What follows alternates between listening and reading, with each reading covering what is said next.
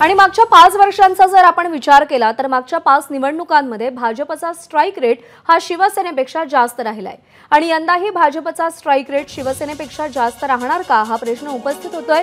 मुख्यमंत्री पदावरचा दावा स्ट्राइक रेटच मजबूत करणार का हा देखील सवाल आता उपस्थित होऊ लागलाय।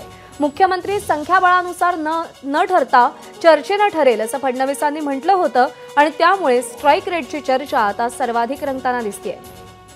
रजत वशिष्ठ आपले प्रतिनिधी सध्या आपल्या सोबत आहेत। रजत, मुख्यमंत्री पदी कोण बसणार ह्याचा तिढा अजूनही सुटलेला नाही। महाविकास आघाडी असेल किंवा महायुती असेल, यामध्ये स्ट्राइक रेट किती महत्त्वाची भूमिका बजावेल?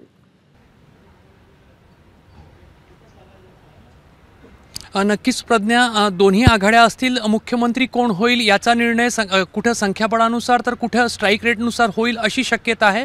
महायुतीचे जे तिन्ही प्रमुख नेते आहेत, मग एकनाथ शिंदे असतील, अजितदादा पवार असतील किंवा देवेंद्र फडणवीस असतील, तिघांनीही प्रचारादरम्यान हे सांगितलेलं होतं की महायुतीमध्ये तिन्ही पक्ष बसतील आणि चर्चेतून तो मुद्दा जो आहे तो सोडवला जाईल, त्याचा निर्णय घेतला जाईल। मात्र चर्चेमध्ये निकष कोणता लावला जाईल हे याबद्दल कोणीही काही बोललेलं नव्हतं।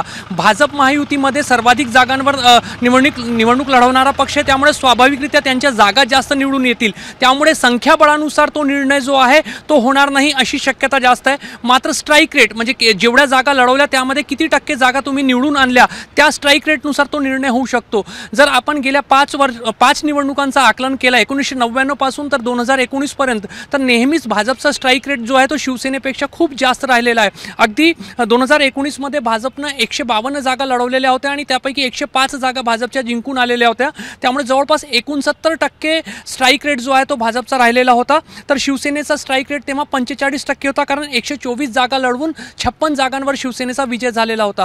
त्यामुळे आता स्ट्राइक रेटचा जर पुन्हा निकष लावण्यात आला आणि भाजपचा स्ट्राइक रेट जास्त राहिला तर भाजपचा मुख्यमंत्री होईल का अशी एक चर्चा भाजप कार्यकर्त्यांमध्ये सुरू आहे। दुसऱ्या बाजूला शिवसेनेचे नेतेही जे काही एक्झिट पोल आले त्याच्या माध्यमातून त्यांना पण अपेक्षा वाढलेल्या आहेत की स्ट्राइक रेट शिवसेनेचा जास्त राहू शकतो। त्यामुळे यंदा दोन्ही मित्र पक्षांमध्ये काय होते, स्ट्राइक रेट कोणाचा जास्त राहते याकडे सर्वांचं लक्ष लागून राहणार आहे। प्रज्ञा, निश्चित। रजत, धन्यवाद दिलेल्या सगळ्या सविस्तर माहितीसाठी। एबीपी माझा, उघडा डोळे बघा नीट।